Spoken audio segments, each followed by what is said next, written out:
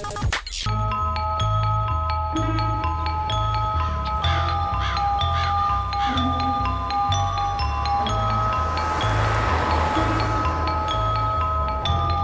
everybody, this is Jeremy Dunham, Editor-in-Chief of the IGN PlayStation team, and today we're looking at Bully.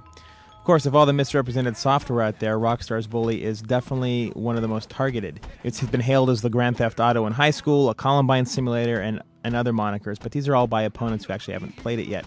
But the real question is all this moral grandstanding and forecasted warnings really warranted? And more importantly, is the game even good enough to deserve this much press to begin with? The answer to the first question is no. Bully isn't any more inappropriate than what's on TV. While the game is packed with an abundance of off-color humor and some gross situations, the material here doesn't really stray too far to line. The answer to question number 2 is a little less controversial. Yes, Bully is good enough to deserve its heavy press. Though we've seen this sort of open-ended, mission-based world design from Rockstar before, Rockstar Vancouver has tweaked the gameplay enough to make it a unique experience with that familiar feeling. If you've played Grand Theft Auto before, or any of its clones, then you should have no problem picking this up and playing it right away. The mechanics, the storytelling, its techniques, and overall feel of the game are definitely recognizable for fans of the GTA series. Elements from San Andreas, Manhunt, The Warriors, that's all in there.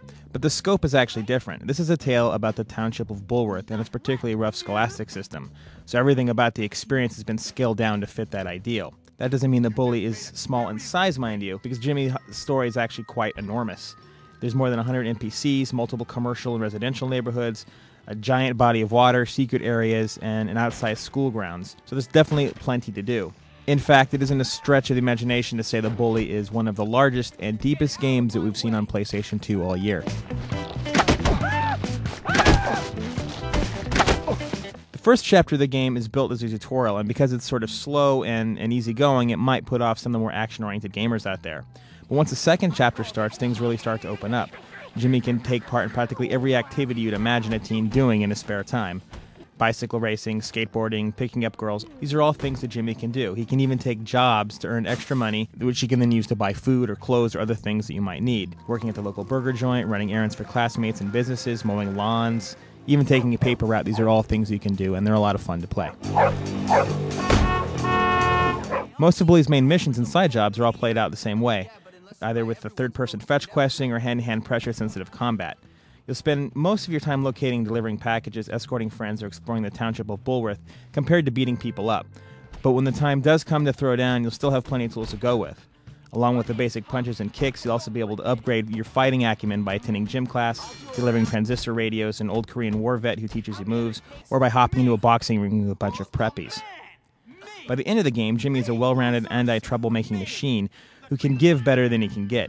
And you're not limited to just kicks, punches, and throws either. Jimmy can also use weapons like eggs, firecrackers, stink bombs, cricket bats, fire extinguishers, and even a slingshot with a sight scope on it. It's pretty badass.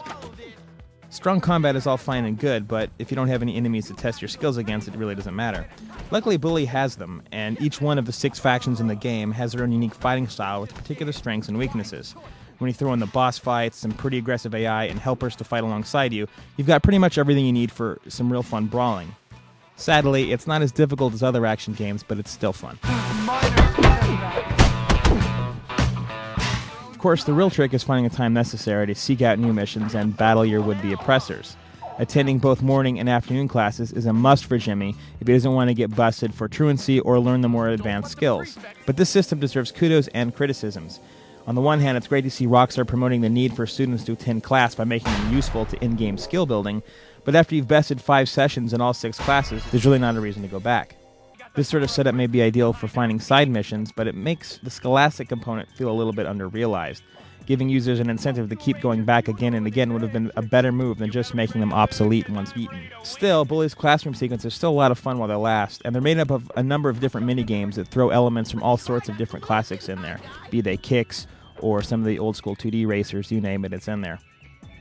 There are a number of other distractions worth mentioning, too. There's, on top of the fake arcade games we've already mentioned, there's also a traveling carnival you can visit, complete with attractions and rides that you can hop on and fly around in. You can trade all the tickets you've earned for prizes. You can even hop in the boxing ring and fight a punch-out style match against preppies who challenge you. What stands out above all else in Bully, though, is its storyline and presentation. It's sort of become the standard in other Rockstar titles for it to set the bar in terms of characterization and humor, but in Bully, both of those components are top-notch. It's easily one of the funniest PlayStation 2 titles we've ever seen, and it's one of the few pieces of software out there that you can actually call a comedy. Taste the chemical freshness. Awesome! Excuse me. Another important aspect of the game's presentation can be found with its audio. Though its press materials boast more than 39,000 lines of conversation, which somehow suffers from repetition during the free exploration moments, Bully's soundtrack is really what stands up and makes our ears take notice. It's subtle, mischievous, entirely original, and it's really worth listening to. Darby, here's some more tactics for you, poor boy. Now, if you're a graphics whore, then Bully's visuals are just a step below its acoustic presentation. But because of the game's narrower focus and fewer characters, the Grand Theft Auto engine that it uses benefits from a higher level of detail than we've seen before. Buildings, indoor locations, outside environments, weather effects, all these things are of the utmost quality and help show off Rockstar's best-looking PS2 game since Manhunt. Unfortunately, there are a few camera problems here and there, especially when you're on the BMX driving or walking some of the tighter indoor environments, but overall, it's made better by an exceptional art style and the aforementioned details. Now, with all the praise that we've given Bully compared to its criticisms, one might wonder if there's actually anything significant that gave us problems. There actually was, most especially the large amount of backtracking they have to undertake. Players are going to spend a colossal amount of time hopping from one end of the map to another, even if they focus solely on the story-related objectives. There were also a few rare instances where we encountered bugs like activating a couple of missions, which stopped working midway for no reason. It wasn't bad considering our experience and the time we put into it, roughly 40 to 45 hours, but with nearly 3 years of development time and a smaller scale than GTA, it was still surprising to see. But overall, Bully is an interesting game. Leading up to its release, it really didn't receive the gameplay coverage or high-end expectations from insiders that Grand Theft Auto usually does. And yet, somehow, it still kept that franchise's reputation for excessive violence and adult behavior. That's why I think that in a lot of ways, Bully is going to surprise people with what it is.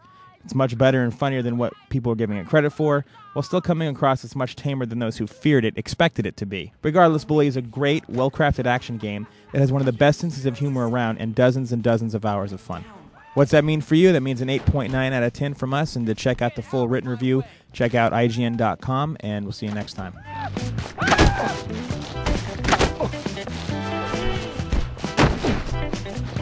Back off! I'll put you in your place!